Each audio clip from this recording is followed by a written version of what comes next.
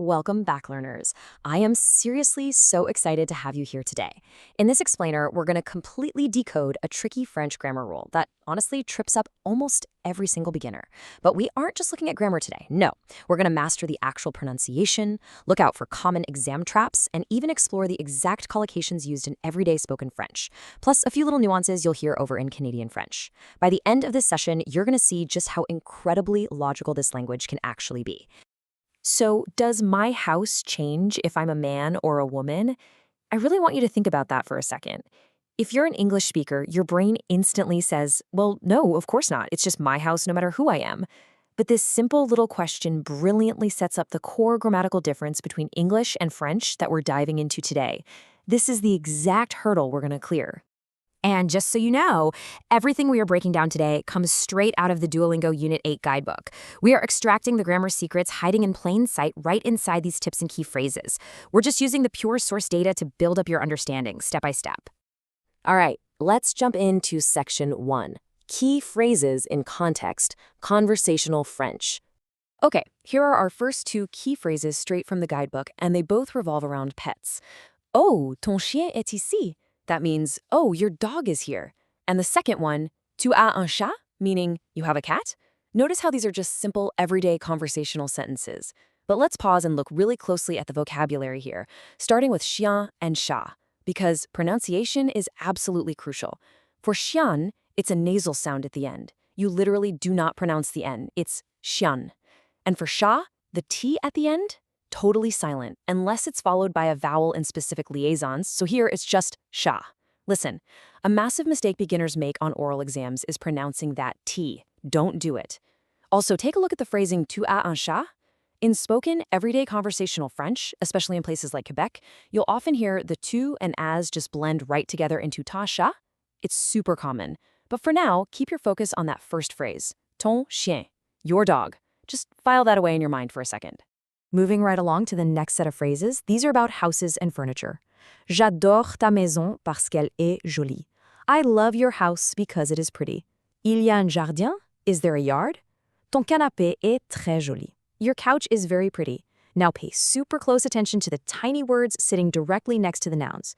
We've got ta maison for your house, but ton canapé for your couch. Why use ta in one sentence and ton in the other? I mean, they both just mean your. Before we solve that mystery, let's unpack these words. Maison is a massive trap for students on exams. Why? Because usually French words ending in are feminine, but maison doesn't end in and yet it is strictly feminine. You just have to memorize it. Then we have jardin. The pronunciation here needs that soft J sound and another nasal ending, jardin. Interestingly, in Canadian French, while jardin means garden or yard, you might also hear the word cour used a lot for a backyard. Finally, canapé, meaning couch. It's masculine. And notice that accent on the A makes it an A sound. Canapé. So we have ta maison, but ton canapé.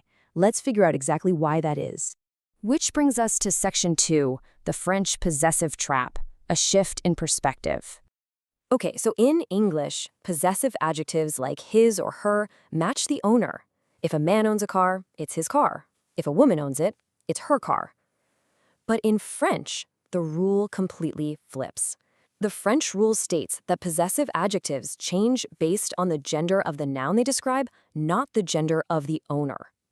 Honestly, think of French possessive adjectives as mirrors. They don't reflect the person speaking, they reflect the object being owned.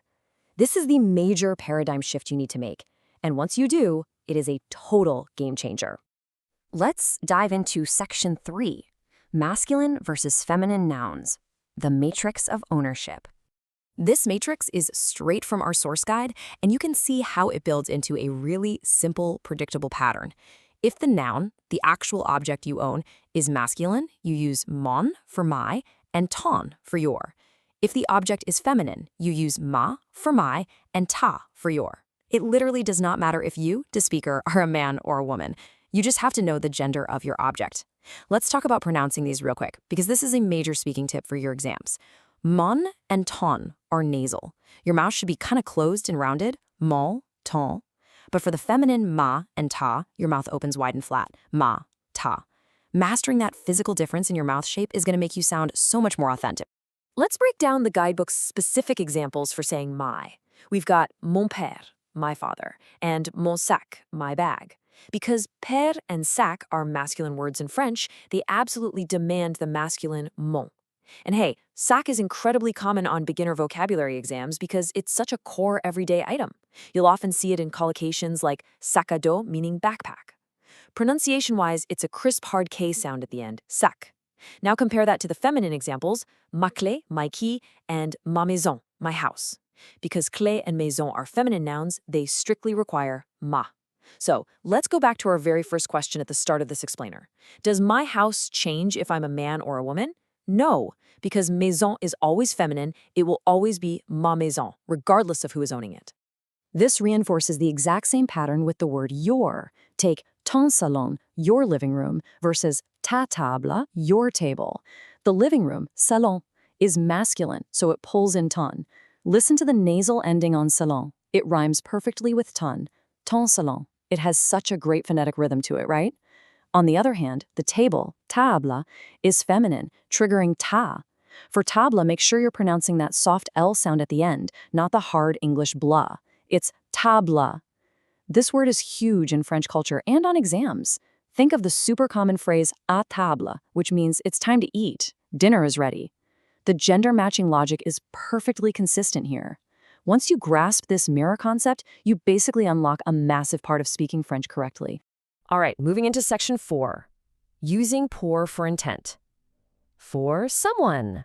This brings us to the powerful little preposition pour. You use pour to indicate something is intended for someone. It translates directly to for. It's incredibly useful for conversational French when you're giving gifts, assigning things, or just making sure everyone gets their right order at a cafe. Now, from an exam perspective, students constantly mess this up by trying to directly translate English idioms. For instance, in English we say, I'm looking for my keys. But in French, the verb chercher already includes the for. You wouldn't use pour there. Pour is strictly about intent and destination. And let's talk pronunciation for a second. That French R at the end of pour is a massive hurdle for a lot of people. It's not a hard English R. It's soft, made way in the back of the throat. Practice saying pour, but let the back of your tongue gently touch your uvula. It takes practice for sure, but it is essential for conversational fluency. Let's put this into practice. Il y a un café pour Marie? Meaning, is there a coffee for Marie?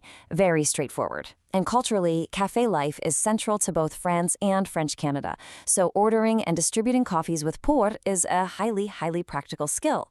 Now look at this second phrase, pour mon chat, meaning for my cat. Do you see what just happened here? This perfect little phrase combines both of today's lessons. We have pour showing intention, and we have mon correctly matched to the masculine noun chat. Whether you're buying treats for your cat in Montreal or Paris, the grammar and the intent are perfectly aligned right here. So, I'm going to leave you with this. If you wanted to build the sentence, this yard is for my dog, you now have all the tools. Is Chan masculine or feminine? Which possessive mirrors it? And how do we show intent? Master this, and you've literally just conquered one of the biggest hurdles in the French language. Keep practicing out loud, and I'll catch you in the next explainer.